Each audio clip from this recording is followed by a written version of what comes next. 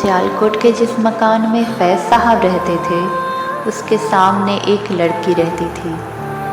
فیض اس کے عشق میں مبتلا تھے، لیکن ایک دن جب وہ کالج سے گھر واپس آئے تو وہ لڑکی وہاں نہیں تھی۔ پھر بہت سال گزرے، فیض مشہور ہوئے اور واپس اپنے شہر آئے تو وہ لڑکی بھی کہیں سے آئی ہوئی تھی۔ اس کا شوہر فیض سے ملنے کا مشتاق تھا۔ فیض کہتے ہیں جب وہ ان سے ملا تو لڑکی ان سے کہتی ہے، میرا شوہر کتنا خوبصورت ہے۔ اس موقع پر انہوں نے یہ نظم رقیب سے لکھی۔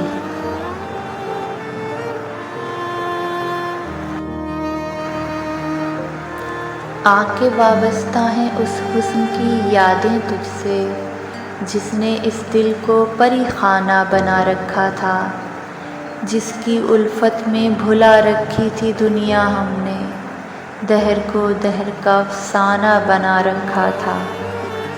آشنا ہیں تیرے قدموں سے وہ راہیں جن پر اس کی مدہوش جوانی نے عنایت کی ہے، کارواں گزرے ہیں جن سے اسی رعنائی کے، جس کی ان آنکھوں نے بے سود عبادت کی ہے۔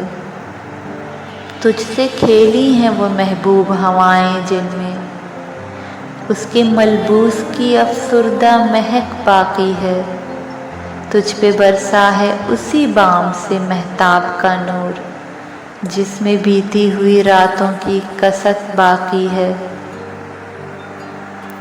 تو نے دیکھی ہے وہ پیشانی، وہ رخسار، وہ ہونٹ، زندگی جن کے تصور میں لٹا دی ہم نے، تجھ پہ اٹھی ہیں وہ کھوئی ہوئی ساحر آنکھیں، تجھ کو معلوم ہے کیوں عمر گنوا دی ہم نے۔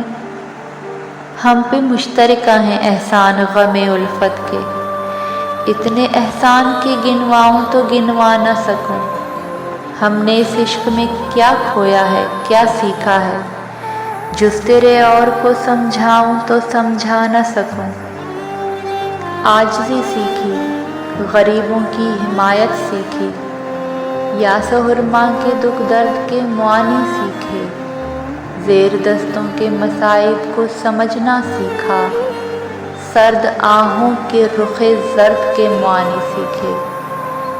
جب کہیں بیٹھ کے روتے ہیں وہ بے کس جن کے اشک آنکھوں میں بلکتے ہوئے سو جاتے ہیں، ناتوانوں کے نوالوں پہ جھپٹتے ہیں حقاب، بازو تولے ہوئے منڈلاتے ہوئے آتے ہیں۔